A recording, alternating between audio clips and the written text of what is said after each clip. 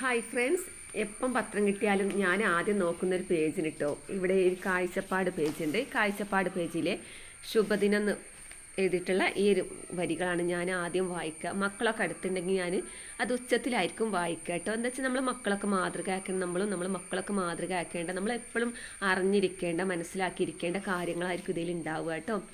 അപ്പോൾ വായിക്കാൻ മടിയുള്ളവർക്ക് അത് കേൾപ്പിച്ച് തന്നെയും കൊടുക്കണം. അപ്പോൾ അതിനു വേണ്ടി ഞാനിപ്പോൾ ഈ ഒരു വീഡിയോ അങ്ങനെ ചെയ്യാമെന്ന് വിചാരിച്ചതാണ്. വിജയത്തിന് എളുപ്പ വഴിയില്ല. വിനിമയം അറിയുക എന്നതാണ് വിജയത്തിലേക്കുള്ള ആദ്യപടി. ഉള്ളിലൊന്നും ഇല്ലാത്തതിൻ്റെ പേരിലല്ല ആരും ഉദ്ദേശിക്കുന്നിടത്ത് എത്തിച്ചേരാത്തത്. ഉയരങ്ങളിലെത്താനുള്ള ഉന്മേഷവും ഊർജവും എല്ലാവരിലുമുണ്ട്. അവ ഉപയോഗിക്കാൻ അറിയാമോ, ഉപയോഗിക്കുന്നുണ്ടോ എന്നതിലാണ് ഓരോരുത്തരും എത്തിച്ചേരുന്ന ഇടങ്ങളുടെ വ്യത്യാസം. ലഭിക്കുന്ന അവസരങ്ങളെല്ലാം അവഗണിക്കുന്നവരുണ്ട്.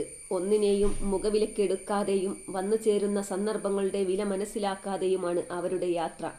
ഇതിനേക്കാൾ നല്ല മറ്റൊന്ന് വരുമെന്ന് കരുതി നിലവിലുള്ളവയെ അവർ ഉപേക്ഷിക്കും. ദീർഘവീക്ഷണവും അധ്വാനശീലവും അവരുടെ നിഘണ്ടുവിലില്ല. ഉപയോഗിക്കാൻ ഭയമുള്ളവരും ഉണ്ട്. എല്ലാം സമ്മാന പൊതികളാക്കി സംരക്ഷിക്കുന്നതിലാണ് അവർക്കു താൽപ്പര്യം. ഉപയോഗിക്കുമ്പോഴുണ്ടാകുന്ന തേയ്മാനവും അപകടവുമെല്ലാം അവരെ അതിൽ നിന്നും പിന്തിരിപ്പിക്കും. ഉപയോഗക്ഷമതയുള്ളവർക്ക് മാത്രം അവകാശപ്പെട്ടതാണ് ഫലസമൃദ്ധമായ ജീവിതം.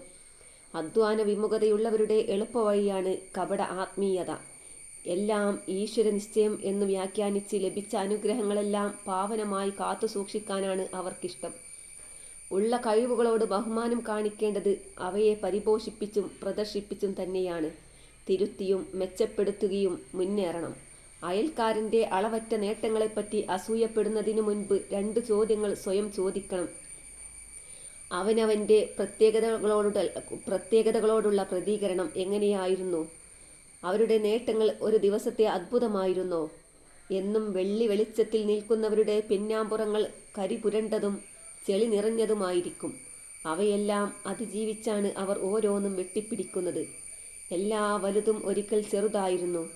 എല്ലാ അസാധാരണ പ്രകടനങ്ങളും ഒരിക്കൽ സാധാരണമായിരുന്നു. ഉപയോഗിക്കുന്നവരുടെ കയ്യിലുള്ള ഉറച്ച തീരുമാനങ്ങളും ചുവടുവെപ്പുകളുമാണ് അവയ്ക്കെല്ലാം അദ്ഭുത രൂപങ്ങൾ നൽകിയത്.